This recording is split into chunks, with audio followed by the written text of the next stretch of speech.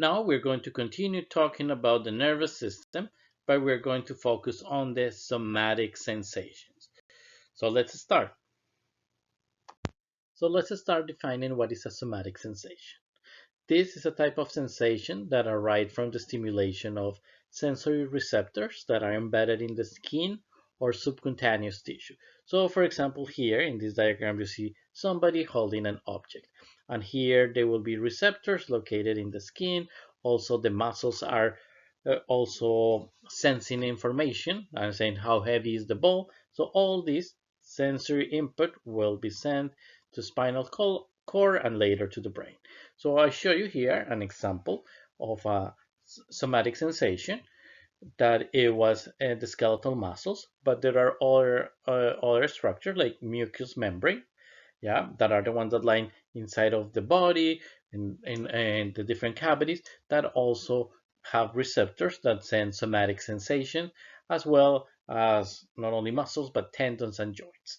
So I told you that somatic sensations arise from the stimulation of receptors, and those receptors, sensory receptors, can be located in the skin or in the subcutaneous tissues. In addition to that, I told you that there were several examples. Some that are, for example, mucous membranes, that are the ones that lines inside of organs and cavities, and the other type of examples are skeletal muscles, tendons, and joints. So now in this slide we will talk about how sensory receptors are distributed in our body. And to do that, I want that you see this diagram or this figure that you can see here, and it shows the number of innervations, the innervation density in a human being. So here, the yellowish region will be high innervations, while the bluish regions will have a low number of innervations. In other words, in your head, in your face, in your hands, and especially in your fingertips, you are going to have a lot of innervation. In other words, you're going to have a lot of sensory receptors sending a lot of somatic sensation. So places like your lips, places like the tip of your tongue and your fingertips are going to have all these sensory receptors concentrated there. While regions like your torso, changes like the legs, yeah, like the arms, are not going to have as many sensory receptors. In addition to that, those sensory receptors can have different modalities. I'm just going to show you four, and we're going to talk about those ones. So we're going to talk about sensory receptors uh, from modalities like thermal, like pain, like proprioceptive, and like tactile. Yeah. So just to summarize, in this slide we talk about the importance of sensory receptors and the importance in terms of distribution. Yeah, that they are unevenly, so that there will be regions that are densely populated, while other ones only will have a few sensory receptors. I show you the front. Yeah, here you can see the back, and if you see in the back most of them are purple. There is much less sensory receptors in the back than in the front. In addition, I told you that there were different modalities, and here there are four that we can talk, that we will talk in the following slides. So tactile, thermal, pain receptors, and proprioceptive. So to continue talking about sensory receptors, we're going to focus now on this characteristic that is called adaptation. So sensory receptors need to adapt to the stimuli. So let me show you an example of that.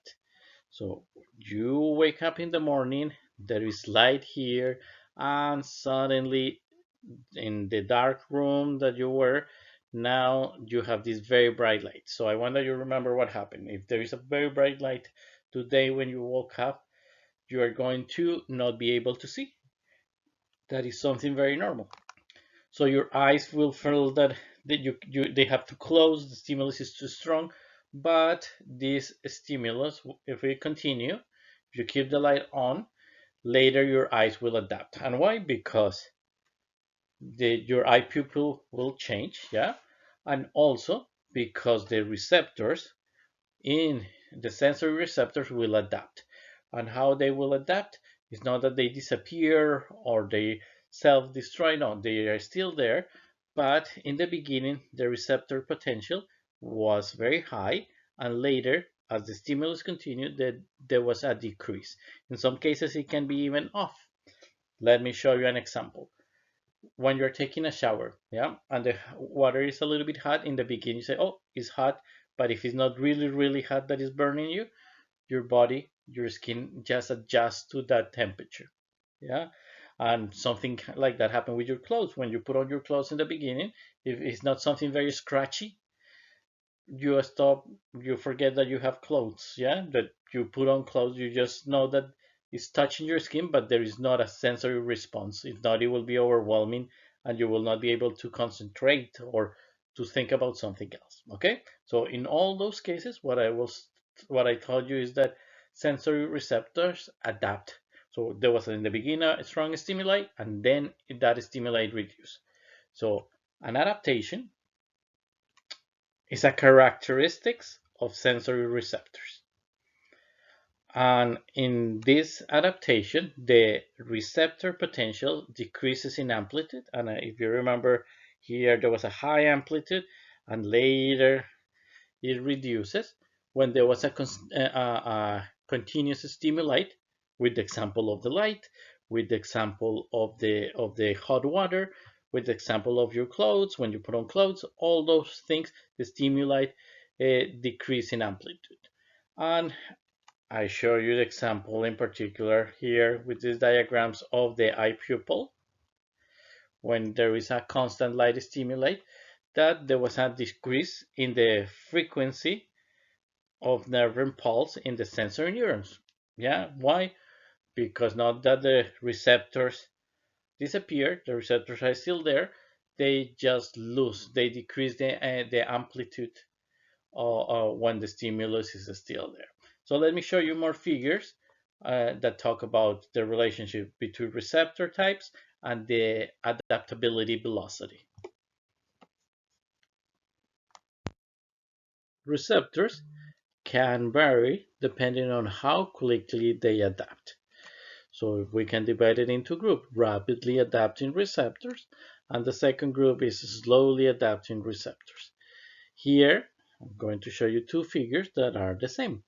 So in both the rapidly and slowly adapting receptors, when there is here in this axis, you are going to have a stimulus strength, and here I'm going to compare the time. So when there is an increase in the strength of the stimulus is going to be on in the beginning, and when there is a decrease in time 2, the stimulus will be off. Same thing happened here.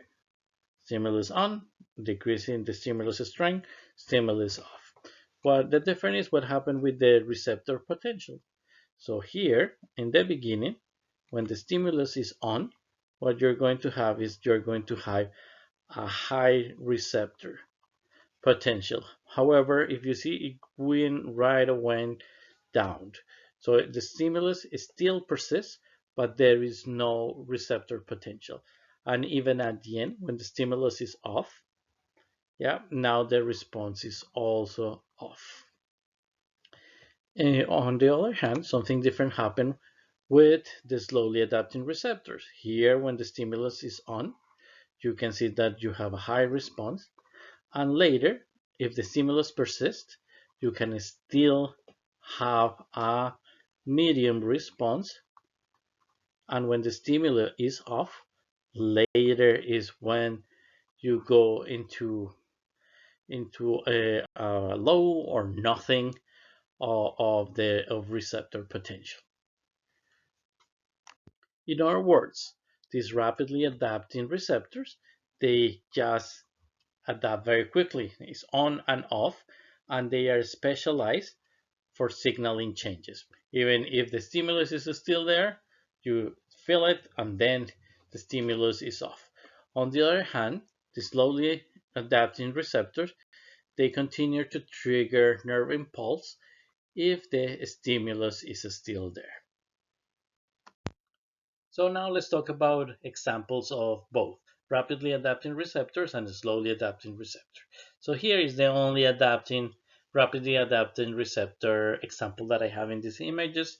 Why? Because I don't know if you, for example, when you smell something, yeah, that you go into a room and you say like, oh, smell like a cookie or smell like a smoke or something like that, but the smell slowly is going to disappear. You will have to go outside to come back and to perceive again the smell. Something like that also happened with your clothes, as I said before.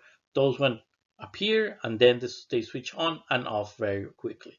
However, stimulus like if you touch a cacti, if you have a migraine, if the the chemical composition in your blood, those are slowly adapting receptors that need to be active for a longer time. So remember, receptors associated with vibration, touch, and smell are rapidly adapting receptors, while receptors that monitor stimulate are associated with pain, body composition, and blood chemical composition. Now we're going to talk about the different type of fibers that allow this rapid and slow adaptability. So here we're going to talk about tape A and tape C. And here you can see the two diagrams of the different neurons that you can find in those fibers. And here there are key anatomical factors like having myelin, have lipids around it, or not having them will change the speed of the propagation of the nerve impulse. To have long diameter or to have a large diameter in the axon, or to have a small diameter, it will also have an impact, and this will innervate different type of sensations. Okay, so in the following slide, we will talk about more about the different mechanoreceptors, but I just wanted to tell you that depending on the mechanoreceptors, yeah, they will attach to type A or type C fibers. Depending on the axon size, the type A will have large diameter and they will have myelin. So you can see here in yellow the myelin. And the type C will have a small diameter and they don't have myelin. So there is no lipids around it. When we talk about the tactile sensation, the type A fibers will be related to touch, pressure, and vibration, while the type C will be related to sensations like itch, and tickle. Finally, the propagation of nerve impulse in the type A, as they have myelin that it will insulate the nerve impulse, it will be higher, have high velocity, while the type C will have a low velocity. Now we're going to talk about receptor types. And there are two main types: tactile receptors, thermoreceptors, pain receptors, and proprioceptors. So the tactile receptors, there will be 6 types that we will talk. Then we will move into thermoreceptors, that they will be warm receptors and cold receptors. Then we will move into nociceptors. And we will finish with these 3 proprioceptors, the one that are the muscle spindles, tendon organs, and these joint receptors. So let's start with the tactile receptors. Now we're going to talk about the first modality, yeah, these touch receptors. And I just remind you that the sensation of touch is generally resulting from the stimulation of tactile receptors. And here I have this diagram that it shows this the dermis and the epidermis. So they're because they are found, many of those receptors will be found in the skin and also in the subcutaneous tissue. And we're going to focus in the beginning in 2 of them that are rapidly adapting touch receptor. One that is here, yeah, that is the Mischner corpuscles or tactile corpuscle, and the other one that is this one, that is the hair root plexuses. There are many there, yeah, so you find this one, and we will talk about later about those ones. But we are going to start with these 2. So remember that the sensation of touch generally occur because of the stimulation of tactile receptors. There are around 6 that are located in the skin or subcutaneous tissue, but we're going to start with 2. Yeah, and those 2 are rapidly adapting touching receptors that are the tactile corpuscles or Michener corpuscles, or and also the second that we're going to study is the hair root plexuses.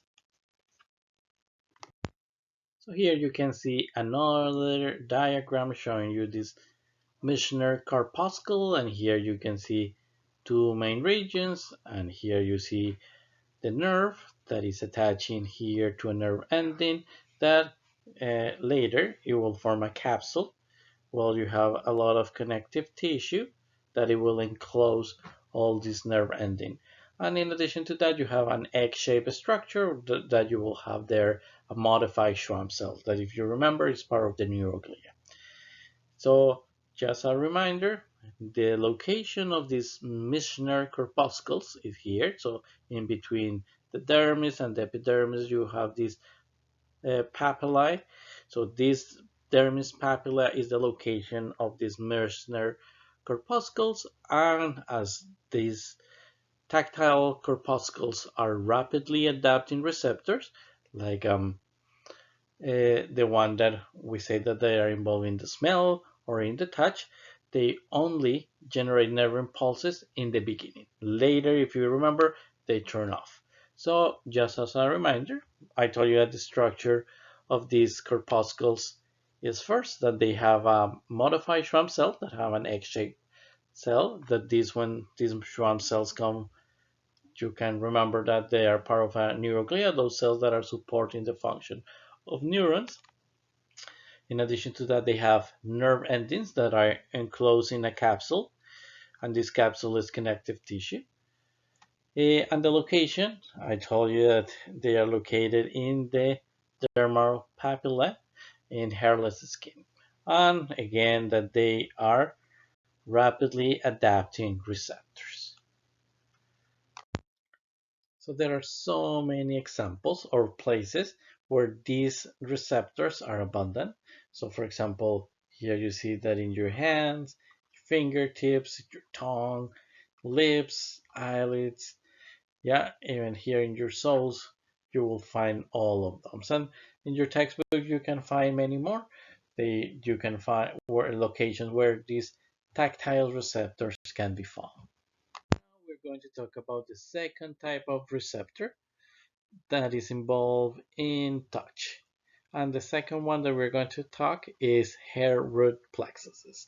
And here you can see the diagram of a hair follicle that you already know. And if you see here, I want that you focus on these yellow nerve endings that are intersecting and wrapping all these a hair follicle, and that is exactly what is a hair root plexuses. Yeah, nerve endings wrapping a hair follicle. However, just to make sure that it's not get confused, the word plexuses, it means a bundle of intersecting nerves, and is not only used for this case. In the next semester, we will talk about how it's also used to describe similar blood vessels or lymphatic vessels in the body. And just to start with the hair root plexuses, as I said, is free nerve endings that are wrapping around the hair follicle, as I show you here. Now let's talk about function. So these hair root plexuses, what they are doing is detected movements. Yeah, so if there is a movement here in the hair that it will disrupt the hair, is going to cause an action potential. Yeah, so for example, if there is an insect landing in your body, yeah, this is going to disrupt, this is going to move the shaft of the hair, and this will stimulate the free nerve endings that we saw here. And again, the action potential will send a signal to your brain. Now we're going to talk about 2 additional types of touch receptors, but in this case, these 2 are slowly adapting receptors. So here you can see the first one that are the non-encapsulated sensory receptors. And here is the other one that we will talk, that is the bulbous corpuscles. So let's start. So now we're going to talk about these non-encapsulated sensory corpuscles, and here you will see three pictures. That the only thing that I did there is try to zoom in into the same figure. So first thing that I wanted to tell you is that these structures are also known as Merkel discs. Yeah, and that these Merkel discs, they have this saucer shape, yeah, like a cup of tea. And they, if you see here, even in the first picture, I'm going to highlight here in red. Here you have these flat nerve endings. Here you can see it again, and here you can also see it there.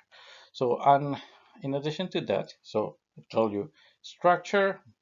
They have this saucer shape, and they have these flat nerve endings, and they these flattened nerve endings, they are in contact with the Merkel cells. So here you can see the Merkel cells, and those one will be located in the stratum basale. So here, if you remember, this area here is an epithelia, and this is the lower, the most distal area of the of this epidermis that is called the stratum basale. So the location, they are abundant in the fingertips, hands, and lips, and they respond to continuous touch. So, for example, continuous touch like holding objects in your hands. These Merkel discs are involved in this kind of process. The second type of receptor that I'm going to talk are called the Ruffini corpuscles. They also have this name. And the structure, if you see it here, sorry, here, they are an elongated and encapsulated receptor that consists on a branch's nerve ending, and a Schwann cells. The location, if you see there, they are not there underneath the epithelia. They will be located in the dermis, in the subcutaneous tissue, and other tissues of the body. The function, they are highly sensitive to stretching. So when a massage therapy is stretching your skin, it's actually activating these type of receptors. So I just finished with the tactile receptors. Please go and give a look in your textbook if you haven't done it yet. And we're going to now move into the thermoreceptors, and I'm only going to focus on two, the warm and the cold receptors. In the thermoreceptors and in the following receptor, I'm going to talk about four key things: the receptor structure, the location of those receptors, the adaptation rate, and also the sensation. So here, pretty easy. The thermoreceptors are located in your skin, yeah, and in different mucous membrane, and they detect the heat and the cold. So the receptor are mainly formed by free nerve endings, and here you can see free nerve endings that they will be located mainly in your skin and in lining different mucous membranes. So the location specifically, in addition to the skin, will be mucous membrane like your mouth and the vagina and also in the anus. The adaptation rate, they perceive the changes in temperature initially rapid, and then they will do it slowly. And the sensation is very easy. It could detect warmth or cold. Now we're moving into the next type of receptor. So we already talked about tactile. We already talked about thermoreceptors, and now we're going to focus on these pain receptors. That you can see it here, and they are also called nociceptors. Okay, so now let's talk about these nociceptors, and I have two diagrams here. Somebody here touching a nail. So when you're touching a nail, you feel pain because these nociceptors have free nerve endings that are sending the information to the spinal cord. So the structure of the receptor is, as I said, there are free nerve endings, and where they are located in every body tissue. The only exception will be the brain. there are other receptors in the brain. So, for example, if you remember the blood that is going into the brain, yeah, it cannot go inside of the brain, but you will have some receptors that tell you what is the right pH of the chemical that they should be in the brain. And there is a lot of receptors, just not these nociceptors. In addition to that, these pain receptors, the sensation, of course, has to be the pain, and the adaptation rate will be slow. Now we're going to talk about two different type of pain. So here you see that the first type of pain is the superficial somatic pain. And the second type of pain that we're going to talk about is the visceral pain. So the superficial pain arises from the stimulation of receptors that can be located in the skin. So for example, this person fell, and so it has receptors that have been stimulated and tell them, there is pain, you might have an injury, and for example, when you work out a lot, your muscles can tell you, there could be pain there. So skin, muscles, tendons, um, the fascia, all those things, you will have receptor in all of those one, and those one will be responsible for the superficial somatic pain that they can cause this deep somatic pain. In addition to that, we have the visceral pain, and here you see a diagram of somebody that has, here is a pain in the liver, but I wonder you think about, I don't know if you have here about kidney stones. This is one of the most painful pains. Why? Because there is a obstruction in the ureter. Yeah, that there is a small accumulation of minerals that become into a rock. So there's a distension, and that the nuts there is not going to be located in the skin. Yeah, what you're going to have is in the visceral organs, they will be nociceptors. Remember that we just talked about those ones, and those one will send a signal that it can tell, there is a problem here. So, and in those cases, for example, in the case of the kidney stone, it can be very severe, one of the most painful visceral pains. So to summarize, I told you that there's two type of pain. The first one, this superficial somatic pain, that arises from the stimulation of receptors that they can be located in the skin, in the fascia, in the skeletal muscles, joints, and tendons. And this can cause the deep somatic pain. In addition to this type of pain, you have a second type of pain that is the stimulation of nociceptors that is located in visceral organs. If stimulation is diffuse, uh, in this case, it can be severe. So I gave you an example of the kidney stone, but there are different type of pains that cause the same visceral pain, and this might result in the distension or ischemia of an internal organ. Now, to connect these topics about visceral pain and also this superficial pain, the textbook show you that there is a connection, and it show you this diagram. So here you see a human, and there are different colors there in the skin that correlate to body parts. So let me show you an example. Here is the heart, and I wonder you think when somebody has a heart attack, yeah, a heart attack, where it feel the pain, yeah. So it do not only feel the pain in the visceral section of the organ, it will also feel the pain in the skin, yeah, of the chest, and also in the left arm. So here is why I color coded all these regions. And why there is this phenomenon, because there is a relationship in the innervation between the skin regions and the spinal cord segment that are innervating that organ. So in other words, the same segment of the spinal cord will be innervating this visceral region, and it will innervate the skin. So for that reason, I gave you an example of the heart attack, that it feel over the skin of the heart as well as the medial aspect of the left arm. But you can also do something similar with the other parts of the body. So for example, with the liver here in this region, or with the small intestine, and with different parts of the body. Okay, so with this we finish these pain receptors. Again, there is more information in your textbook in case that you want to go more into detail in this topic.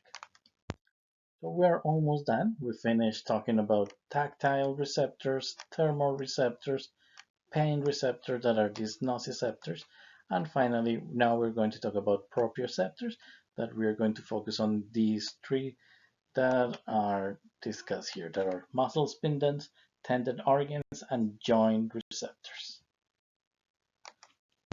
Now we're going to talk about three type of proprioceptors, and the first one you can find it here. The first one is called muscle spindles. So the muscle spindle here is located in the muscles, and here you can see all these innervations. So all these receptors will send information there. And the idea, the function of the muscle spindle is that they will monitor the muscle length. So they are going to prevent that the muscle elongate too much. And they are involved in stretch reflexes too. They have a slow rate of adaptation. Okay, so first one, muscle spindles. Remember, they're monitoring the muscle length. The second one is not related to only to the muscle, is also related to the tendons organs. So here you see in this section muscle, and here in this section tendon. So in the junction between these two, you will have these tendon organs that they are in charge of protecting muscle and tendon from damage due to overstretching. So if you're stretching too much, you will have these receptors that they will send a signal that it will tell don't stretch too much because you can bring the tendon or the muscle. And so they are involved in muscle tension and they have a slow rate of adaptation. Now, to finish, we, in addition to be involved, the proprioceptor in muscles and in tendon organs, the next one is called the joint kinesthetic receptors, and here you can find it. So this is the third one.